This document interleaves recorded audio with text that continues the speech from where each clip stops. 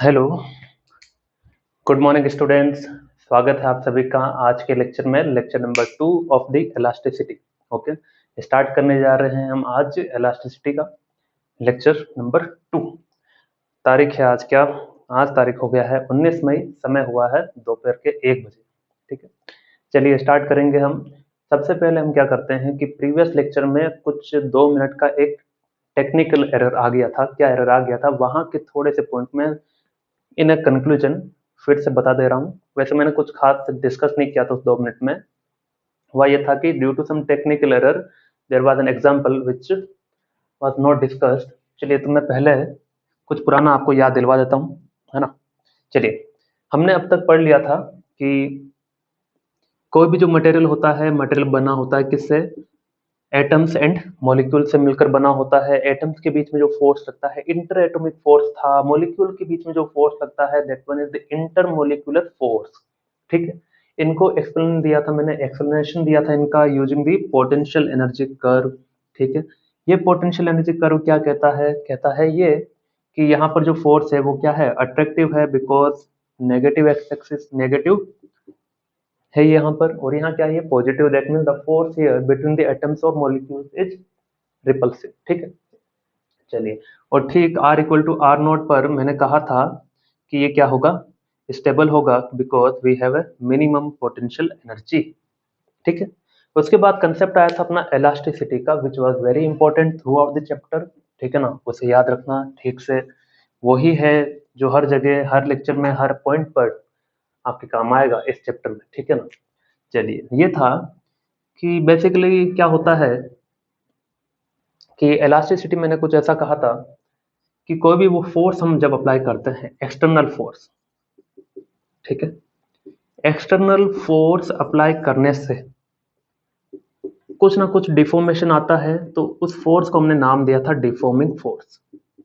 ठीक है, कोई एक्सटर्नल फोर्स लगाया किसी ऑब्जेक्ट पर, उसे डिफॉर्म किया, तो डिफॉर्मेशन आएगा उस बॉडी में, इसलिए फोर्स को नाम दिया गया था डिफॉर्मिंग फोर्स। फिर हमने देखा कि ऐसा कोई भी ऑब्जेक्ट जो फोर्स लगाने के तुरंत बाद अपनी ओरिजिनल शेप और साइज को रिगेन कर ले, ओरिजिनल, है ना, ओरिजिनल शेप और साइज को गेन कर ले, तो उस ऑब्जेक्ट को हमने कहा था परफेक्टली इलास्टिक। ठीक है, और जिसमें बिल्कुल टेंडेंसी है ही नहीं, जैसे आपने कुछ डिफॉर्मेशन किया, इसमें किया डिफॉर्मेशन कुछ, तो इसमें टेंडेंसी तो रहेगी कम से कम कि वापस अपनी ओरिजिनल शेप में जाना है। जा पाएगी या नहीं जा पाएगी, ये डेट डिपेंड्स। ठीक है ना, कि वो अपनी ओरिजिनल शेप या साइज को रिकवर करती है या नहीं करती है, इट डिपेंड्स। ठीक है, लेकिन किसी में टेंडेंसी ही नहीं है बिल्कुल ही, तो वो क्या होगा?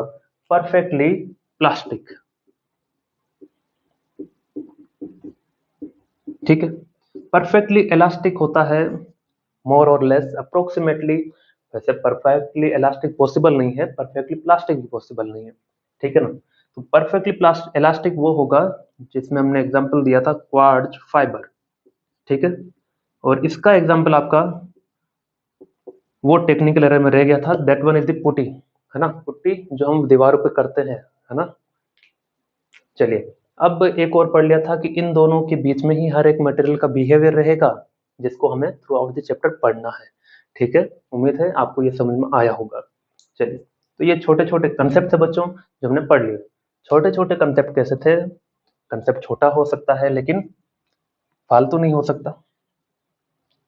ऐसा कैसे? कोई भी कंसेप्ट छोटा नहीं हो सकता। अम्मी जान कहती थी कि कोई भी कंसेप्ट छोटा नहीं होता बच्चों, काम का होता। तो सारे कंसेप्ट पढ़ने हैं आपको। ठीक है, चलिए, स्ट्रेस आज का अपना टॉपिक है। स्ट्रेस और स्ट्रेन, दो ही पॉइंट हमें डिस्कस करने हैं टुडे। चलिए करते हैं। और जो इन स्टूडेंट्स को डाउट है इस चीज को लेकर के, क्या ये 12th सिलेबस में है? नहीं, according to Maharashtra state board ये अपने सिलेबस में नहीं है इन 12th क्लास। फिर भी हम पढ़ रहे हैं from your exam point of view, क्योंकि सीईटी देंगे, नीट देंगे या जेई देंगे, चैप्टर तो आएगा ही, है ना, क्योंकि 11th में था ये। चलिए, क्या करेंगे कि स्ट्रेस को समझने के लिए मैंने कहा कि लीजिए एक ऑब्जेक्ट। ठीक है, let suppose we are having object कोई भी एक ऑब्जेक्ट है, metallic rod you can say, here force F is applied, here force F is applied, ठीक है। अब बताओ इसके ऊपर नेट फोर्स कितना है। Consider body on which several forces are acting. मैंने बहुत ज्यादा नहीं दिखाए हैं, 2 ही दिखाए हैं, ठीक है। चलिए, तो यहाँ पर F नेट क्या है, 0 है। नेट फोर्स क्या है इस ऑब्जेक्ट पर, 0 है, क्योंकि इधर भी F लग रहा है, इधर भी क्या लग रहा है, F ही लग रहा है। चलिए, अब अगर मैं 2 अलग अलग फोर्स ले लेता, यानी कि इधर ले लो मान लीजिए 10 न्यूटन, इधर ले लो 8 न्यूटन, तो ये तो ऑब्जेक्ट मोशन में आ जाएगा। नेट फोर्स क्या होगा, नेट फोर्स होगा 10 - 8 2 न्यूटन। तो when ever there is a net force, तो वो क्या कराएगा, मोशन। लेकिन मोशन हमें नहीं पढ़ना है यहाँ पर, we are going to study stress. तो तब हम इक्वल फोर्स की ही बात करेंगे, ठीक है। किसकी बात करेंगे, इक्वल फोर्स की। चलिए, क्योंकि स्ट्रेस तो तभी आएगा जब इक्वल फोर्स हो। चलिए, नेट फोर्स अगर 0 है, that means body is in rest, body is in rest condition, है ना।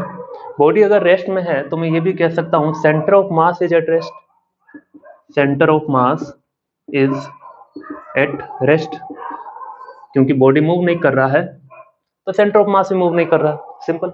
चलिए, बढ़िया, इतना लिखिए, फिर आगे बढ़ते हैं। अब क्या करते हैं, अब हमें पढ़ना है कि स्ट्रेस क्या है, ठीक है। तो स्ट्रेस क्या है उसको डिफाइन करने के लिए क्या करेंगे, ये मिटा दें। तो इतना समझ में आया कि एक ऑब्जेक्ट लिया, नेट फोर्स 0 था, बॉडी रेस्ट में है, रेस्ट में है तो सेंटर ऑफ मास भी रेस्ट में था। चलिए, अब यहाँ पर यह दिक्कत है कि मान लीजिए कि इसके ऊपर मैंने फोर्स F लगाया, इसके ऊपर फोर्स F लगाया, तो क्या होगा, यहाँ पर जिस सरफेस पे ये फोर्स लग रहा है, जिस सरफेस पे ये फोर्स लग रहा है, वहां पर क्या होगा, एक रीस्टोरिंग फोर्स जनरेट होगा in equal and opposite direction, ठीक है।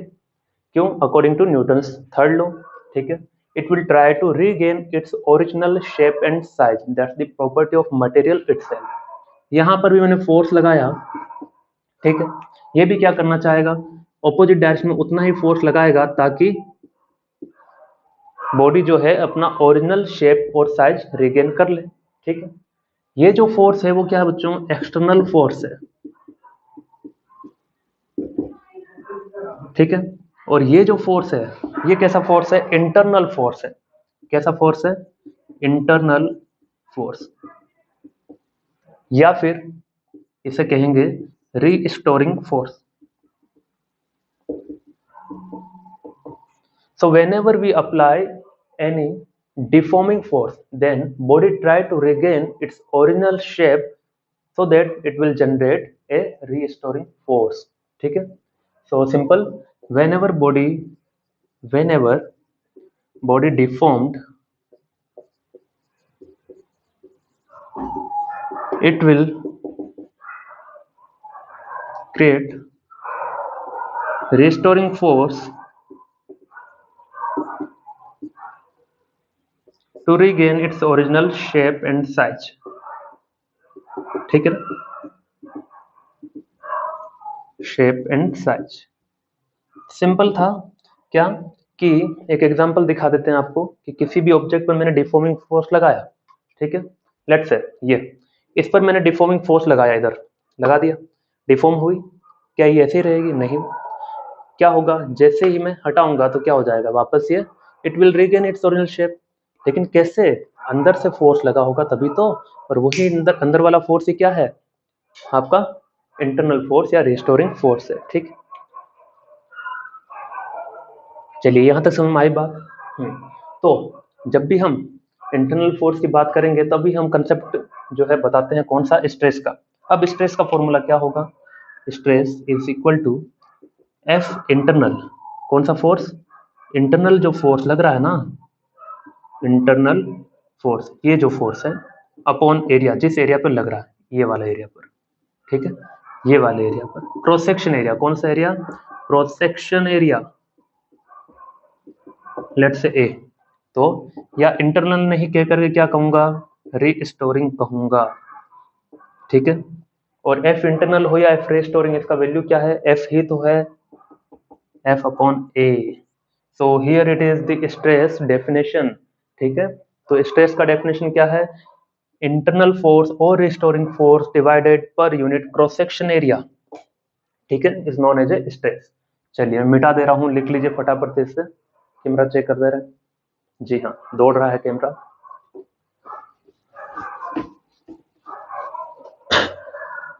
अब स्ट्रेस का जो सिंबल होता है बच्चों, सिग्मा होता है स्ट्रेस का symbol, F internal upon area है।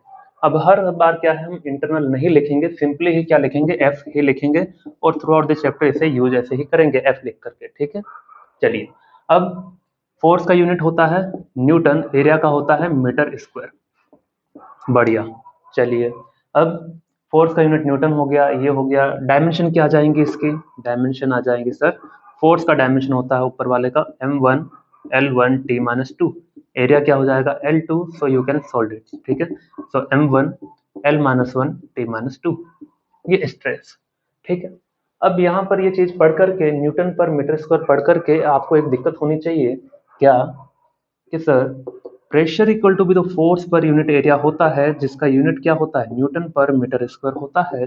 क्या ये दोनों चीजें सेम है, no they are not same. अभी हम उसके ऊपर डिस्कस करेंगे। ठीक है, चलिए अब दूसरी बात हम कर लेते हैं, और क्या ये स्केलर है या वेक्टर है, क्या है, so it's a scalar quantity students. ठीक है, ये स्केलर क्वांटिटी होती है, या फिर और अच्छे से कहना चाहेंगे तो इसे टेंसर भी कहा जा सकता है। ठीक है, इसकी कोई डायरेक्शन नहीं होगी स्केलर के अकॉर्डिंग स्ट्रेस के लिए। और टेंसर, तो कौन सा सही होगा दोनों में से, अगर आपको टेंसर गिवन है you should go for it, tensor. ठीक है, चलिए आगे बढ़ते हैं, स्केलर और टेंसर हो गया। चलिए स्ट्रेस को थोड़ा और समझ लेते हैं, उसके बाद हम प्रेशर वाली बातों पर भी आएंगे। मान लेते हैं जैसे कि एक ऐसा मैंने कोई सस्पेंडेड ऑब्जेक्ट दिखाया है, ठीक है, ये कोई रोड है, it's a road of length L what ever. मैंने फोर्स एफ अप्लाई किया, कितना अप्लाई किया, फोर्स एफ अप्लाई किया, क्या होगा, ये होगा कि उतना ही रिस्टोरिंग फोर्स जनरेट होगा, है ना, उतना ही रिस्टोरिंग फोर्स जनरेट होगा, वो क्या है, एफ है। तो जितने एरिया पर जनरेट हुआ वही क्या, sigma equal to F by A है, दैट इज द स्ट्रेस। ठीक है, एग्जांपल बताता हूँ, डोंट वरी। देखिए ये फिक्स है, ये वाला जो पॉइंट है वो फिक्स हो गया।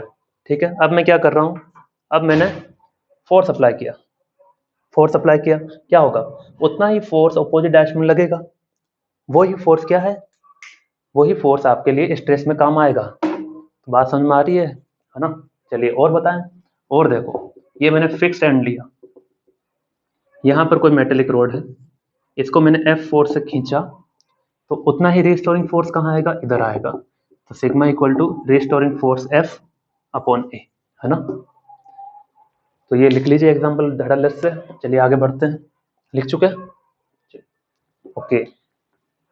अब यहीं पर मैं बात कर देता हूँ प्रेशर की और स्ट्रेस की। ठीक है, तो प्रेशर और स्ट्रेस के बीच में लिखिए क्या डिफरेंस है, ठीक है ना। प्रेशर और स्ट्रेस, पहला है स्टूडेंट क्या, कि प्रेशर का जो फॉर्मूला होता है वो होता है एफ अपॉन ए होता है, सही है, बहुत बढ़िया। इसका स्ट्रेस का होता है एफ अपॉन ए, ठीक है, बढ़िया। लेकिन यहाँ पर जो एफ होता है वो एक्सटर्नल होता है, ठीक है, यहाँ पर जो होता है वो इंटरनल होता है, ठीक है। दूसरा, एक्सटर्नल होने के साथ साथ ये हमेशा एक्ट करता है परपेंडिकुलर टू द सरफेस, इसीलिए फ्लूइड मैकेनिक्स में दूसरे लेक्चर में मैंने कहा था force always perpendicular in case of pressure, ठीक है ना, परपेंडिकुलर लगता है, इसमें कैसे भी लगता है, कैसे भी लग सकता है। तो पहले ये दोनों लिख लीजिए, है ना, pressure always act always normal to the area, pressure is always normal to area. और इसमें जो स्ट्रेस है वो क्या होता है, नॉर्मल तो होता है, साथ साथ टेंजेंशियल भी हो सकता है, which we will study today. ठीक है, स्ट्रेस कैन बी नॉर्मल और टेंजेंशियल। ये टेंजेंशियल हो गया। ठीक है, तीसरा, प्रेशर जो है वो स्केलर है। कैसा है, स्केलर है। और ये स्टूडेंट्स टेंसर है। ठीक है, और टेंसर क्या होता है उसके लिए वेक्टर में चले जाइए, अच्छा सा डेफिनेशन है, उसे समझ करके आप खुद को एक्सप्लेन कर सकते हैं। चलिए ठीक है, okay. Now pressure on a body is always compressive.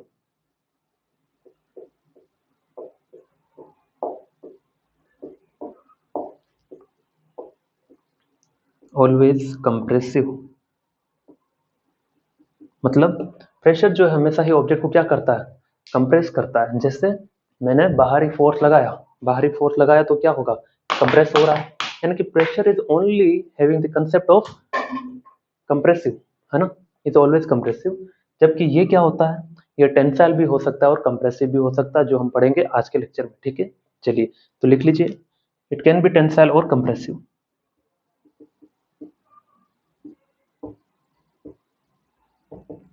तो ये एक बढ़िया सा इनका दोनों का सेपरेशन कौन क्या है। चलिए आगे बढ़े।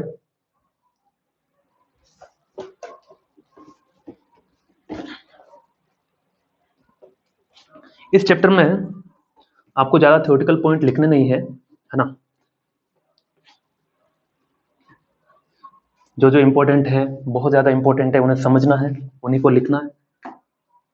ठीक है, चलिए अगला है अपना स्ट्रेस के टाइप। इस चैप्टर में हमें स्ट्रेस के टाइप पढ़ने हैं। ठीक है, तो पहला स्ट्रेस जो होता है स्टूडेंट, तीन तरह के होते हैं।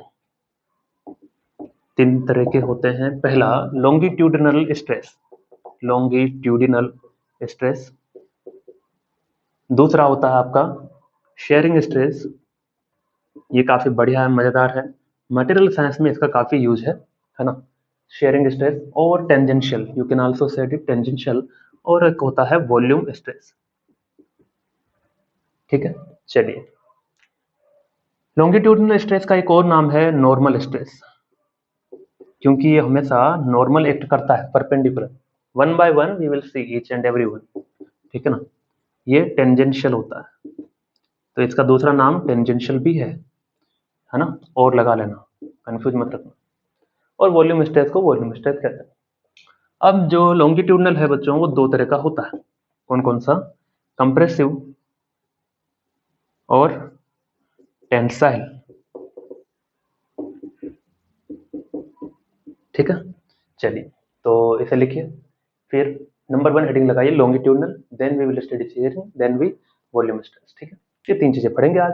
चलो पहला हेडिंग लगाओ, लॉन्गिट्यूडनल स्ट्रेस। क्या है ये, स्ट्रेस हम पढ़ चुके हैं, क्या है, टेंसर क्वांटिटी है, internal force per unit area होती है स्ट्रेस। ठीक है, कब आती है, जब बॉडी डिफॉर्म होने लगती है ना, जब दोनों तरफ या सभी जो फोर्स हैं वो सेम अमाउंट के फोर्स लग रहे होंगे, नेट फोर्स 0 रहेगा ऑब्जेक्ट पर उस समय। ठीक है, चलिए ओके, क्या करते हैं अभी, स्ट्रेस पहला लॉन्गिट्यूडनल स्ट्रेस। पहले इसका एक छोटा सा डेफिनेशन लिखो, फिर मैं समझा देता हूँ ना। लॉन्गिट्यूडनल स्ट्रेस या ब्रैकेट में नॉर्मल स्ट्रेस। बढ़िया, चलिए लिखते हैं, it occurs only in solid. पहला, it occurs only in solids and deforming force is applied parallel to length। ये इसकी खासियत है, force is applied parallel to length, is applied parallel to length and causes change in length।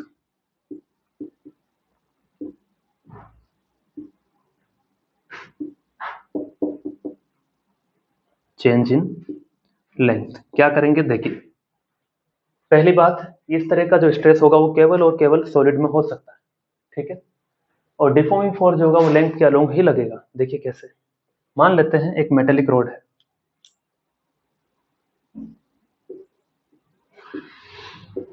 ठीक है, और एक metallic road और लिया, ठीक है। क्या कह रहे हैं कि इधर हमने फोर्स लगाया एफ अमाउंट का, इधर भी मैंने फोर्स लगाया एफ अमाउंट का, ठीक है। तो और इस केस में मैंने क्या किया, इधर मैंने फोर्स एफ से खींचा, इसे भी फोर्स से खींचा। तो पहले हम इसकी बात करेंगे, then we will talk about this, ठीक है। इसकी बात करते हैं। एक मैंने मेटेलिक रोड लिया, इसको ऐसे खींच रहा हूँ, इधर भी ऐसे सेम फोर्स से सेम फोर्स से, दोनों तरफ सेम अमाउंट ऑफ फोर्स लगाया। अगर डिफरेंट डिफरेंट फोर्स लगाऊं तो मोशन में आ जाएगा, motion we have not to deal, ठीक है। We have to deal with stress, so force must be same in both side, ठीक है। फोर्स एफ है यहाँ पर भी क्या एफ है। चलिए क्या होगा, मेरा कहने का मतलब ये है स्टूडेंट, समझो आसानी से। ये एक मेटेलिक रोड है, मैंने इसे खींचा दोनों तरफ से, एक तरफ फोर्स इधर लगाया, एक फोर्स इधर लगाया, दोनों सेम अमाउंट के फोर्स है।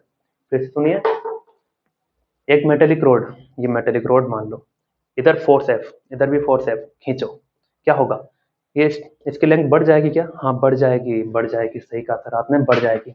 तो ऐसे फोर्स को, ऐसे फोर्स के कारण जो इंटरनल फोर्स आएगा वो तो होगा एफ, इधर भी क्या आएगा एफ, जिस एरिया पे लग रहा है वो ए एरिया है, ठीक है।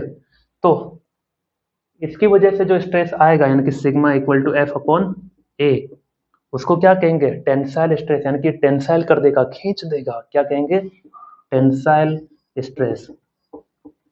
अच्छा, तो सर इसे नॉर्मल स्ट्रेस क्यों कहते हैं लॉन्गिट्यूडिनल को, इसलिए कहते हैं क्योंकि फोर्स हमेशा सरफेस के परपेंडिकुलर लगेगा, क्या, जी सही है। चलिए अगला, एफ अमाउंट का फोर्स इधर लग रहा है, इधर लग रहा है, अब ये कंप्रेस कर रहा है, क्या कर रहा है, कंप्रेस कर रहा है, हमें आइडिया लग गया पहले ही, ठीक है ना। चलिए आइडिया लग गया तो लगा देते हैं। ये मैंने लिया है एक सिस्का एलईडी, ओके, कंप्रेस नहीं करूंगा पूरा, ठीक है ना, केवल ध्यान देना। इधर से सेम अमाउंट फोर्स एफ लगाया, इधर से भी एफ लगाया, क्या होगा, इट विल फील कंप्रेशन, यानी कि there will be decrease in length, it will cause decrease in length, decrease होगा या इंक्रीज होगा, it doesn't bother about this, ठीक है। तो इधर क्या हो जाएगा, एफ अमाउंट का फोर्स इधर लग गया, इधर भी एफ अमाउंट का फोर्स लग गया, कहाँ लग रहा है, ए एरिया पर लग रहा है, ठीक है। Again sigma equal to F by A, ठीक है। इसको क्या कहते हैं, इसको कहते हैं कंप्रेसिव स्ट्रेस, क्या कहते हैं, कंप्रेसिव स्ट्रेस, बहुत बढ़िया, मजा आ गया, ठीक है। तो sigma equal to F by A, समझ में आया इतना, चले आगे बढ़ जाएं, चलिए लिख लीजिए, एक सवाल करवा देते हैं इसके बाद।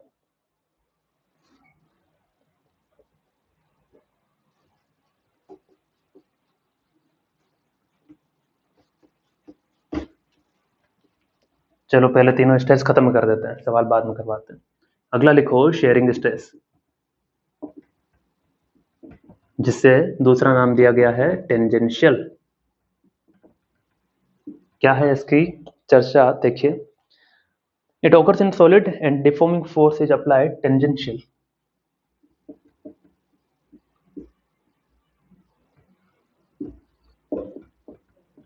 solids and deforming force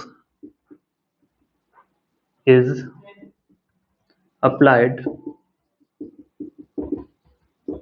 on, deforming force is applied tangentially on surface। अभी इसको समझेंगे, है ना, काफी मजे से। चलिए देखिए क्या है ये, कि मान लीजिए कि मैंने टेंजेंशियली फोर्स अप्लाई किया तो क्या होगा, पहले एक डायग्राम से समझते हैं।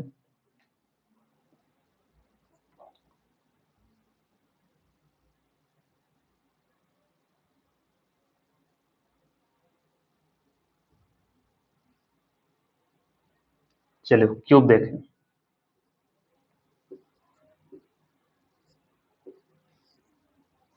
क्यूब बन गया सर, ठीक है। चलिए इसका जो बेस है, इसका जो बेस होगा नीचे वाला बेस, वो फिक्स है, वो फिक्स है। मैंने क्या किया, ए बी सी डी, ऊपर वाली जो सरफेस है, ऊपर वाला जो फेस है, उस पर मैंने एफ अमाउंट का फोर्स लगाया टेंजेंशियल, कैसा लगाया? टेंजेंशियल। ठीक है, चलिए टेंजेंशियल लगाया तो क्या होगा? टेंजेंशियल लगाने से कुछ ना कुछ ये क्या होगा? एक्सपेंड होगा। सही है, एक्सपेंड होगा कि नहीं होगा? जी हाँ होगा। तो कितना एक्सपेंड होगा? ये देखिए, मान लेते हैं थोड़ा सा आगे खिसक गया होगा, है ना, ये थोड़ा सा आगे खिसक गया, बिल्कुल थोड़ा सा। बेस को मैंने फिक्स रखा है, ठीक है।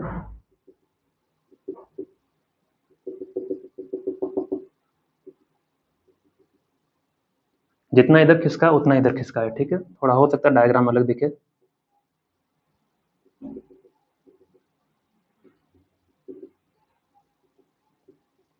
ठीक है, तो क्यूब ऐसे खिसक गया। एक और समझो, ये एग्जांपल नंबर 1 शेयरिंग स्ट्रेस का। मान लो एक सिलेंडर लिया,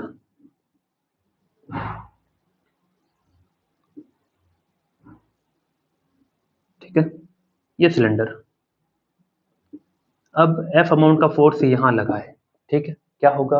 होगा ये कि ये थोड़ी सी आगे खिसक जाएगी, और क्या, नीचे वाला सरफेस यहीं रहेगा।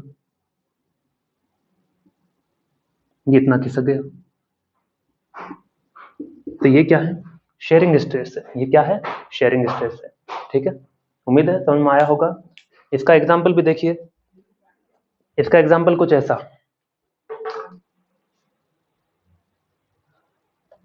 फोर्स अप्लाई किया टेंजेंशियली, क्या होगा? थोड़ा सा ये देखिए अंदर जा रहा है कि नहीं, देखिए ये थोड़ा सा इसमें डिस्प्लेस हो जा रहा है। तो वही क्या है, इतना छोटा सा, बहुत ही छोटा सा इसमें क्या होगा? चेंज आएगा, ठीक है ना। तो यू कैन फील दैट। एक और एग्जांपल देते हैं आपको शेयरिंग स्ट्रेस का। जैसे किताब है, अभी बिल्कुल फ्री है, ठीक है ना, मैंने टेंजेंशियली फोर्स अप्लाई करना है। क्या करना है? टेंजेंशियली फोर्स अप्लाई करना है। यू कैन फील इट, ठीक है। देखना, फोर्स ऐसे अप्लाई करूंगा, क्या होता है? ये ऐसे क्या होगा कि जो पेज है वो कहीं ना कहीं थोड़ा सा डिफॉर्म होते हैं अंदर से, यानी कि ऐसा करते हैं, फील होता है ना, पेज थोड़ा सा ऊपर नीचे आगे बढ़ने लगते हैं, लेयर बाय लेयर। जो पेज हैं वो लेयर बाय लेयर आगे बढ़ते हैं ऐसे फोर्स अप्लाई करने पर। तो वो किसका एग्जांपल है? शेयरिंग स्ट्रेस का, वेयर फोर्स इज टेंजेंशियल, ठीक है। आगे बढ़े, चलिए एक और एग्जांपल लेते हैं इसी में।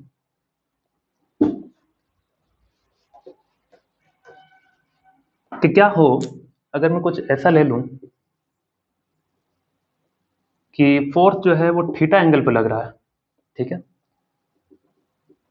इससे नॉर्मल के साथ, ये F1। तो बताओ अब ये कौन सा स्ट्रेस जनरेट करेगा, है ना, केवल इतना पूछा है।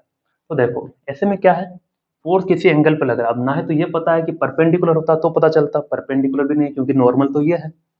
टेंजेंशियल होता तो कुछ पता चलता। हम क्या करेंगे, कंपोनेंट बना लेते हैं। इसका कंपोनेंट इधर कितना आएगा? जिसके साथ एंगल बनाता है cos थीटा, जिसके साथ नहीं बनाता F1 sin थीटा। तो देखो इट इज एक्जैक्टली परपेंडिकुलर, और परपेंडिकुलर हो यानी कि नॉर्मल हो तो क्या होता है? Longitudinal stress. Yes, it comes in the category of the longitudinal stress. ये आपके न्यूमेरिकल करने में बहुत से काम आएंगे, ऐसा ब्लॉक वाला सिस्टम बना के देगा तो, ठीक है। लॉन्गिट्यूडनल स्ट्रेस ये टेंजेंशियल है, यानी कि it will go in the category of the sharing stress. कौन सा स्ट्रेस? Sharing stress. बढ़िया सर, मजा आ गया, ठीक है। अगला volume stress.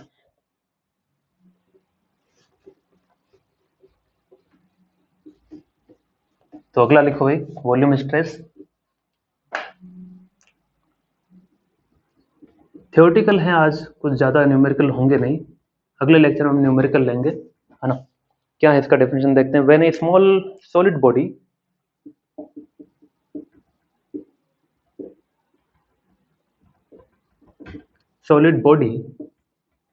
is immersed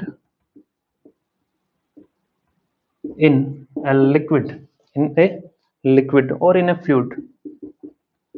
Fluid means there is a liquid and gas, दोनों में, किसी में भी, है ना, लिक्विड या गैस दोनों में से किसी में भी आप ऐसा देख सकते हैं वॉल्यूम स्ट्रेस।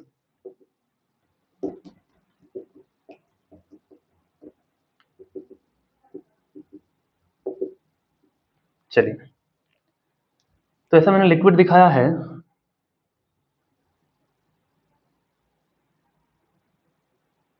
ये कोई सॉलिड बॉडी है ना, कैसा भी हो सकता है, जरूर नहीं स्फेरिकल हो, तो जरूर नहीं है सर स्फेरिकल क्यों बनाए फिर, चलिए कैसा भी बना देते हैं, ठीक है, ठीक है, ओके बढ़िया। चारों ओर जो है लिक्विड है, ये सॉलिड बॉडी है ना। क्या करेंगे कि अब लिक्विड क्या है, चारों ओर इसके, तो लिक्विड इसके ऊपर क्या लगा रहा होगा, प्रेशर लगा रहा होगा, सही है, प्रेशर लगा रहा होगा, तो यहाँ पर भी प्रेशर लग रहा होगा, यहाँ पर भी लग रहा होगा, यहाँ पर भी लग रहा होगा, यहाँ भी, यहाँ भी, यहाँ भी, यहाँ भी, और यहाँ भी, ठीक है।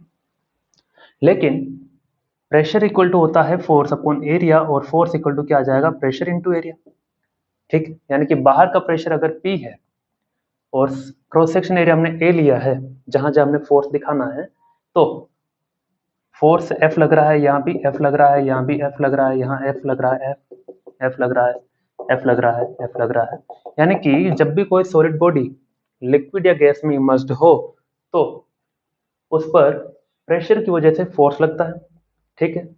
अब फोर्स लगने की वजह से हो सकता है बॉडी डिफॉर्म हो जाए, बॉडी क्या हो जाए, डिफॉर्म हो जाए, ठीक है। तो हो सकता है बॉडी कुछ डिफॉर्म हो जाए, यानी कि इसका शेप कुछ कम हो जाए, छोटा हो जाए, वॉल्यूम कुछ कम हो जाए, है ना, तो ऐसा हो सकता है, ठीक। तो अब क्या हो गया, ये फाइनल पोजीशन हो गई, ये फाइनल और ये इनिशियल,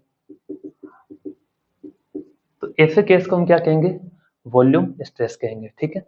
चलिए, तो यहाँ पर प्रेशर की वजह से सारी बात हुई थी, तो pressure equal to force upon area, okay, so force equal to what, pressure into area, ठीक है, यानी कि sigma equal to what, force upon area होता है, फोर्स इक्वल टू क्या, pressure into area, area upon area, तो sigma equal to what, P, P भी लिखा जाता है, ओके बढ़िया सर। लेकिन अगर क्या हो, इसके खुद का प्रेशर हो, तो ये तो बात हो गई, ये मिटा दे रहा हूं ना, चलिए ये केवल समझने के लिए कि हाँ ऐसा हो जाए, तो होगा तो कंडीशन गिवन होगी, डोंट वरी। अंदर का अगर प्रेशर पी नोट है और बाहर का प्रेशर पी है, तो क्या होगा, क्या तब भी प्रेशर लगेगा, पी नोट मान लो एटमॉस्फेरिक प्रेशर है, कैसे समहाउ हमने क्रिएट किया अंदर में, तो अब भी अगर बाहर से लग रहा है, दैट मीन्स पी ज्यादा है और पी नोट छोटा है, यानी कि क्या आ जाएगा, now we will have delta P, यानी कि pressure difference P minus P nought will act force per unit area, है ना, तो फोर्स इक्वल टू क्या आ जाएगा, डेल्टा पी इंटू एरिया, ठीक है। Now sigma is equal to what, force upon area, force का वैल्यू क्या है, delta P into area upon area, cut गया, सिग्मा इक्वल टू कितना आ गया, डेल्टा पी, यानी कि इसमें जो स्ट्रेस है वो प्रेशर से डायरेक्ट रिलेटेड है वॉल्यूम स्ट्रेस में, क्योंकि हम लिक्विड गैस की बात करते हैं और प्रेशर की टर्म्स में ये आता है, ठीक है। चलिए लिखिए इसे इतना। अब हम पढ़ते हैं स्ट्रेन।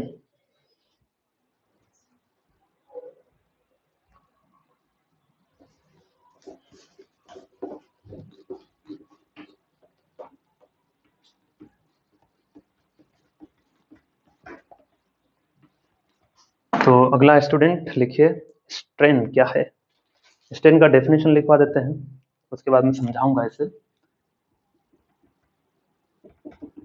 चलिए डेफिनेशन क्या लिखना है ऐसे बताते हैं। क्या है कि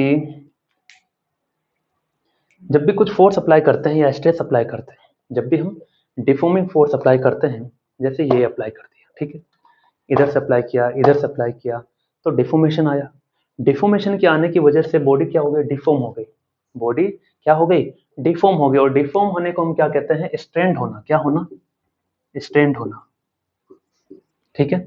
when ever body get deformed, that means body get strained, strained का मतलब क्या है, dimensions are change, dimensions get change, मतलब ये था कि जैसे ही इसके ऊपर मैंने टेंसाइल स्ट्रेस अप्लाई किया था, टेंसाइल फोर्स अप्लाई किया था, उसकी वजह से क्या हो गया, लेंथ इंक्रीज हुआ कि नहीं, इंक्रीज हुआ, यानी कि लेंथ जो है चेंज हुआ, यानी कि चेंज इन डायमेंशन हुआ, लेंथ की जो डायमेंशन है वो चेंज हो गई, यानी कि जैसे ही चेंज इन डायमेंशन होगा तब उसे क्या कहते हैं, स्ट्रेन कहते हैं, क्या कहते हैं, स्ट्रेन, यानी कि due to deformation force there is a change in dimension, ठीक है। And in order to measure the change in dimension we have strain. क्या है? In order to measure the change in dimension we have stress, sorry, in order to measure the change in dimension we have strain, जिसका symbol होता है ई, कुछ इस तरह का ई। ठीक है, फिर से बता देता हूँ। जब भी आपने डिफॉर्मिंग फोर्स अप्लाई किया, बॉडी डिफॉर्म हुआ। डिफॉर्म होने का मतलब हो बॉडी स्ट्रेंथ हो गया, स्ट्रेंथ होने का मतलब डायमेंशन गेट चेंज, यानी कि उसका लेंथ एरिया कुछ चेंज हुआ है। उस चेंज होने का जो मेजरमेंट है वो क्या है? स्ट्रेंथ से हम करते हैं। ठीक है, जिसका फॉर्मूला होता है E is equal to change in dimension.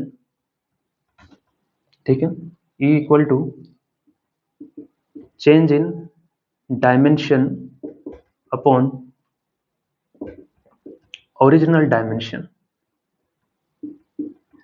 अभी ये समझ में आएगा धीरे धीरे कि क्या है ये। ठीक है, चलिए अब मिटा दे रहे हैं। सबसे पहला हम पढ़ेंगे इसमें, जैसे स्ट्रेस क्या थे? 3 तरह के थे। स्ट्रेन भी कितने तरह के होंगे? 3 तरह के। कौन कौन से? सर कौन से हैं? जल्दी से बताइए, जल्दी से बता देते हैं। पहला है लॉन्गिट्यूडिनल स्ट्रेन,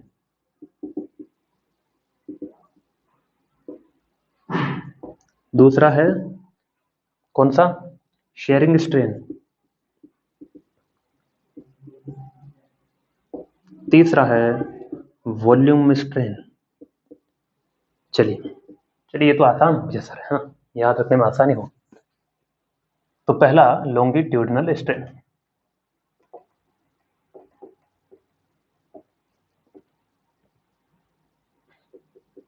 ये फिक्स है। ये मैंने कोई मेटेलिक रोड लिया, मैंने F अमाउंट का फोर्स लगाया। कितने अमाउंट का? F अमाउंट का फोर्स लगाया। और पहले इसका लेंथ था कितना? L था। पहले लेंथ कितना था? L था। फोर्स लगाने की वजह से इसका लेंथ कुछ हद तक बढ़ गया। ठीक है, इसका लेंथ कुछ हद तक बढ़ गया। कितना बढ़ गया देखते हैं। पहले ये L था, तो अब बच्चों ये डेल्टा L से बढ़ गया, यानी थोड़ा सा बढ़ गया। ठीक है, ज्यादा बढ़ा दिया। कितना बढ़ गया?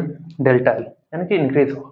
ठीक है, हमने एक फोर्स अप्लाई किया, फोर्स अप्लाई करने की वजह से लेंथ में क्या हुआ? थोड़ा सा चेंज हुआ। अब इंक्रीज होगा, यहाँ तो इंक्रीज हुआ है, या डिक्रीज होगा वो डिपेंड करेगा पर्टिकुलर केस पर।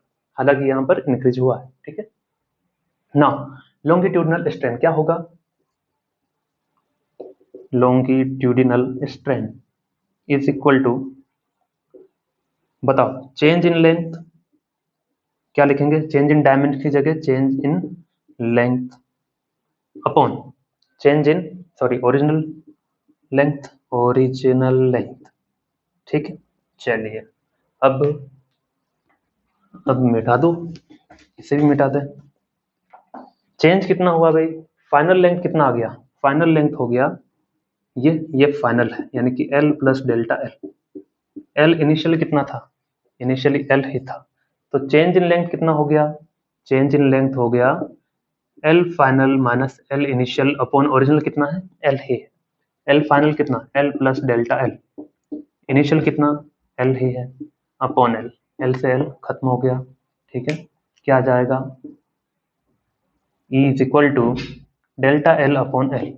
तो सीधा सा है, इतना नहीं करना था, वो तो मैंने बताया ही हुई। चेंज कितना हुआ? डेल्टा L का, ओरिजिनल कितना था? L था, बस वही रखना था। ठीक है, तो ये हो गया आपका लॉन्गिट्यूडिनल स्ट्रेन। देखिए कितना आसान है ना, बहुत आसान। चलिए आगे बढ़े, लिख लो। अगला हम पढ़ेंगे बच्चों शेयरिंग स्ट्रेन। जी हाँ, सही सुना आपने, शेयरिंग स्ट्रेन।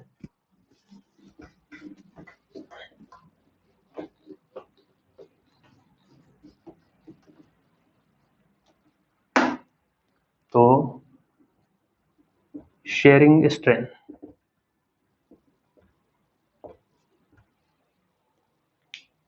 क्यूब लेते हैं,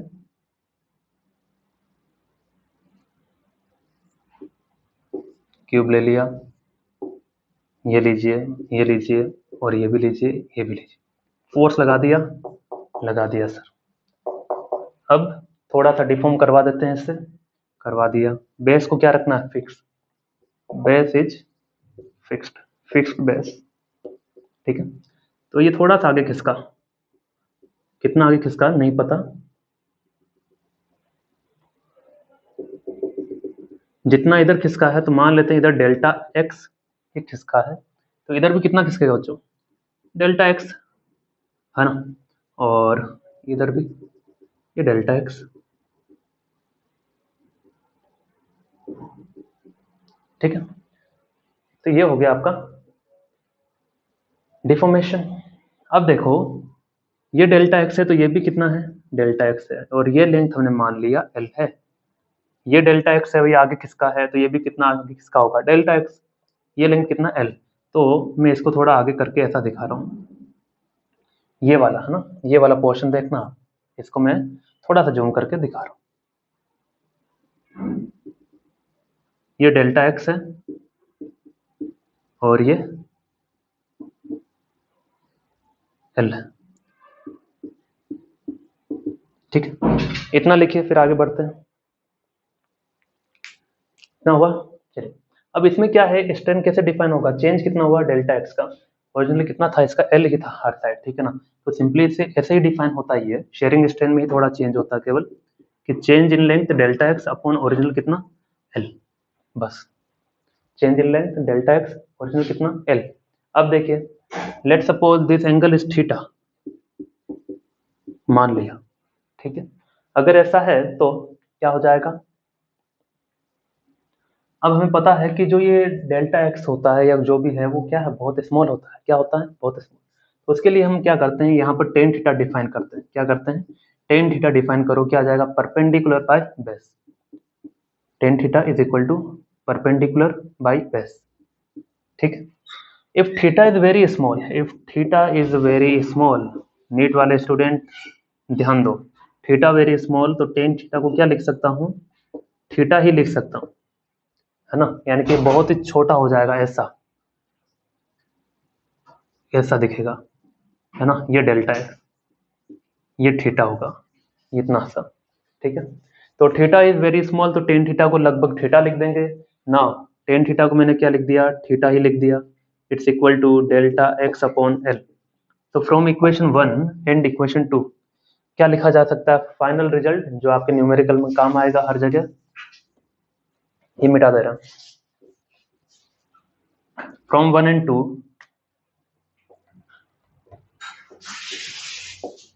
E is equal to delta x upon L, और डेल्टा एक्स अपॉन एल किसके इक्वल है, थीटा के, ठीक है ना। तो डायमेंशनलेस है या नहीं, अभी भी डायमेंशनलेस है, ठीक है ना, जी हाँ, थीटा डायमेंशनलेस है, और थीटा किस में रखना है, रेडियन में रखना है, theta is supplementary quantity if you don't remember, okay. चलिए अगला है अपना वॉल्यूमेट्रिक स्ट्रेस और स्ट्रेन, मिटा दें इससे।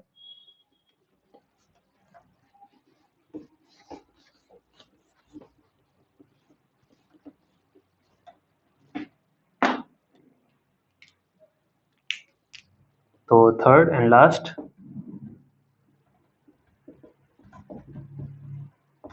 वॉल्यूमेट्रिक स्ट्रेन, ठीक है। चलिए कैमरा चेक करते हैं, 43, ओके, 43 मिनट्स हो गए हैं लेक्चर पर, 1 घंटे का बनाएंगे, है ना। वॉल्यूमेट्रिक स्ट्रेन, मान लेते हैं ऐसा कोई बॉडी है जो लिक्विड में इमर्ज्ड है, ठीक है। इसके ऊपर बाहर से जो प्रेशर लग रहा है स्टूडेंट, वो पी है, कितना है, पी प्रेशर है, ओके। इनिशियली वॉल्यूम इसका मान लेते हैं वी इनिशियल, वी रहा, वी इनिशियल कहते हैं, ओके। अब प्रेशर की वजह से कुछ फोर्स लगा होगा, लिक्विड प्रेशर की वजह से, है ना, चारों ओर लगेगा, तो मान लेते हैं थोड़ा सा स्ट्रेस फील करने की वजह से इसने अपना वॉल्यूम कम किया, ठीक, सॉलिड बॉडी ने। तो अब ये इसका क्या है, फाइनल वॉल्यूम है, ये इसका फाइनल वॉल्यूम है। तो देखो पहले बॉडी का वॉल्यूम ज्यादा था, अब बॉडी का वॉल्यूम क्या हो गया, कम हो गया। तो बताओ वॉल्यूमेट्रिक स्ट्रेन में क्या होगा, change in volume upon original volume. Original volume को अगर मैं क्या कह देता हूँ, V कह देता हूँ, ठीक है। अब चेंज इन वॉल्यूम कैसा होगा, चेंज इन वॉल्यूम होगा V final minus V initial, ठीक है। अब V final minus V initial क्या हमेशा पॉजिटिव है क्या, नहीं, ये तो हमेशा नेगेटिव है। क्यों, क्योंकि जैसे ही ये प्रेशर लगाएगा फोर्स, उस फोर्स की वजह से डिफॉर्म हुआ, इसने अपना वॉल्यूम कम किया, यानी कि फाइनल वॉल्यूम हमेशा ही कम होगा। फाइनल वॉल्यूम हमेशा ही कम होगा किसके रेस्पेक्ट में, इनिशियल वॉल्यूम के रेस्पेक्ट में, ठीक है। अगर ऐसा है तो V final minus V initial हमेशा क्या आएगा, एक नेगेटिव क्वांटिटी देगा। क्या देगा, ये नेगेटिव क्वांटिटी देगा, यानी कि ये नेगेटिव क्वांटिटी ऑलरेडी देगा, और मैं यहाँ पर एक माइनस लगा देता हूँ, तो माइनस इंटू माइनस क्या आ जाएगा, plus.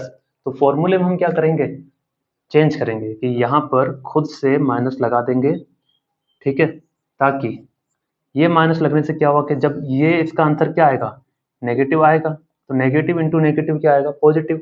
So strain will be positive, strain क्या रहेगा, पॉजिटिव। सो लिख लो स्ट्रेन इज ऑलवेज पॉजिटिव, इसीलिए ऐसा किया गया,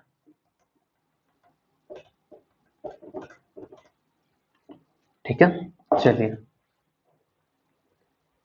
इतना हुआ। तो ये था आपका वॉल्यूमेट्रिक स्ट्रेन। दो सवाल करवा देते हैं छोटे से, ये समझ में तो आया ना भाई, या फिर से बताएं। फाइनल वॉल्यूम कम होगा इनिशियल वॉल्यूम के रेस्पेक्ट में, तो चेंज इन वॉल्यूम क्या आएगा, नेगेटिव आएगा। तो आंसर नेगेटिव ना आए हर बार, इसलिए मैंने नेगेटिव पहले ही लगा दिया, तो नेगेटिव नेगेटिव प्लस हो जाएगा, आंसर विल बी पॉजिटिव, ठीक है। चलिए, तो ये था तीन तरह के स्ट्रेस, तीन तरह के स्ट्रेन। तीन तरह के स्ट्रेस कौन थे, लॉन्गिट्यूडनल और शेयरिंग और वॉल्यूमेट्रिक स्ट्रेस। तीन तरह के स्ट्रेन, लॉन्गिट्यूडनल, वॉल्यूमेट्रिक और sharing.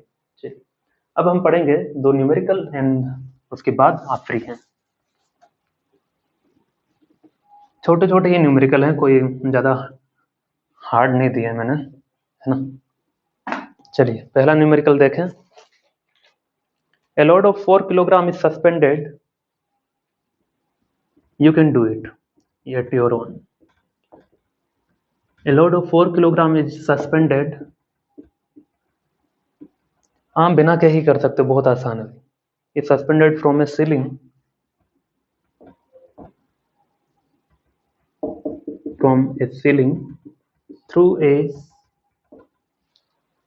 through a steel wire of radius 2 millimeter.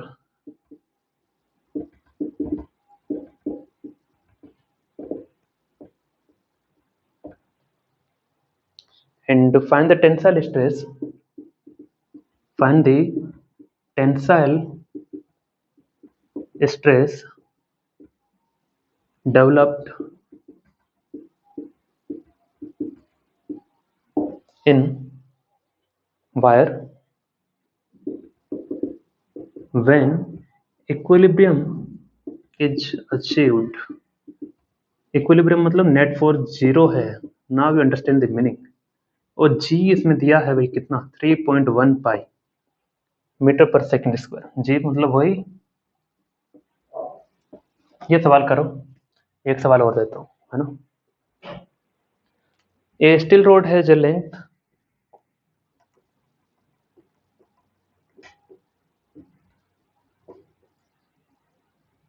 Steel rod है जो length L equal to 81 centimetre, radius R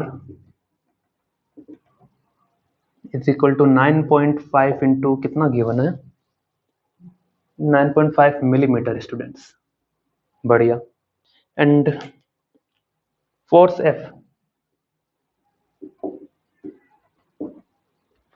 F is equal to कितना,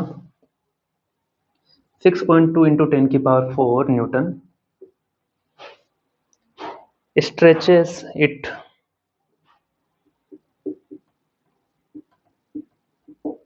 along its length. What is the stress in rod? तो ये सीटी level का question है जो हमने लिया। चलिए, load of 4 kg is suspended from A ceiling. Ceiling मतलब फिक्स सपोर्ट होगा, वहां से हमने 4 kg सस्पेंड किया है from selling through a steel wire of radius, इसका रेडियस कितना है 2 मिलीमीटर। चलिए बढ़िया। Okay, find the tensile stress. तो हमने फोर्स नीचे कितना अप्लाई कर रखा है, नीचे कुछ नहीं है 4 kg है तो 4g नीचे लगेगा, force W equal to 4g। Students to be continue, नीचे फोर्स लग रहा है कितना 4g, और रिस्टोरिंग फोर्स कहाँ लगेगा ऊपर, ठीक है ना, तो उसका वैल्यू सेम ही होगा क्योंकि इक्विलिब्रियम में है, तो सिग्मा यानी कि stress equal to force upon area. अब सिग्मा क्या है, सिग्मा यहाँ कर देते हैं, चलिए फोर्स कितना हो गया 4g अपॉन एरिया कितना पाई आर स्क्वायर, आर कितना दिया है 2 मिलीमीटर दिया है ना, तो 4g का वैल्यू कितना 3.1 पाई, और ये पाई आर कितना है 2 इंटू 10⁻³ का होल स्क्वायर, पाई से पाई कट गया, सोल्व कर लेना, ये आपका फाइनल आंसर होगा जिसका यूनिट होगा न्यूटन पर मीटर स्क्वायर। ठीक है, ऐसा ही कुछ सवाल ये है ना। चलिए, स्टील रोड है, लेंथ कितना है 81 सेंटीमीटर, 81 सेंटीमीटर, ये मिटा दे रहा हूँ ना ये वाला, so you can write 0.81 metre, 81 metre. Radius कितना है, रेडियस है 9.5 इंटू 10⁻³ मीटर। फोर्स दिया है कितना 6.2 इंटू 10⁴ न्यूटन, तो what is the sigma stress force upon area, force कितना है 6.2 इंटू 10⁴ अपॉन एरिया क्या होता है पाई आर स्क्वायर, तो आर स्क्वायर मतलब आर का वैल्यू ये रख दो, सोल्व कर लो, है ना। बस इतना ही था, आसान था, आसान लिया है जानबूझ के आज, क्योंकि कुछ इतना अभी मैंने पढ़ा नहीं है, लेकिन न्यूमेरिकल होते रहने चाहिए। That's why I have taken 9.5 into 10⁻³ okay, तो इसे सॉल्व कर लेना, आपका आंसर न्यूटन पर मीटर स्क्वायर। एक जो डाउट मेरे ख्याल से हो सकता है बहुत से स्टूडेंट को, क्या कि सर रबर इलास्टिक होना चाहिए ना कि स्टील, है ना, तो उसको मैं फिर से ले लेता हूँ एक बार। होता ये है स्टूडेंट, रबर हमें लगता है कि उसे खींचा जा सकता है, खींचे जाने का मतलब इलास्टिक नहीं है। यहाँ पर इलास्टिसिटी का मतलब है कि आपने किसी को डिफॉर्म किया, लेकिन after the removal of deforming force कौन अपनी ओरिजिनल शेप में आ सकता है पूरी तरह से, तो वो स्टील है ना कि रबर। क्योंकि रबर बैंड जो आप लगाते हैं या फिर आपने डेली लाइफ में जो भी यूज करते हैं, जहां पर भी पिछले लेक्चर में जो दिखा भी था, इसे थोड़ा सा खींचिए तब तो वो वापस शेप में आ जाता है, थोड़ा और ज्यादा खींच लिया तब वो अपनी ओरिजिनल शेप में नहीं आ पाएगा। लेकिन वहीं पर अगर स्टील में अगर वो बात करके देखें, थोड़ा फोर लगाएं तब तो कुछ होगा ही नहीं, थोड़ा ज़्यादा लगाएंगे तो डिफॉर्म होगा, लेकिन वापस अपनी ओरिजिनल शेप में भी आ जाएगा, और डिफॉर्मेशन जो होगा बहुत ही नेग्लिजिबल होगा उसमें, समझे। So that's why steel is more elastic, rubber is lesser. ठीक है, तो दिमाग में फिट कर लो, रबर इज नॉट इलास्टिक, ठीक है ना, with respect to steel. Steel सबसे ज़्यादा इलास्टिक है, रबर सबसे कम है, ये दिमाग में फिट कर लीजिए, है ना, काफ़ी इंपॉर्टेंट है, इसी में बहुत से डाउट क्लियर घूमते रहते हैं। तो इसी के साथ आज का लेक्चर हम कंप्लीट करते हैं स्टूडेंट्स, टाटा बाय बाय।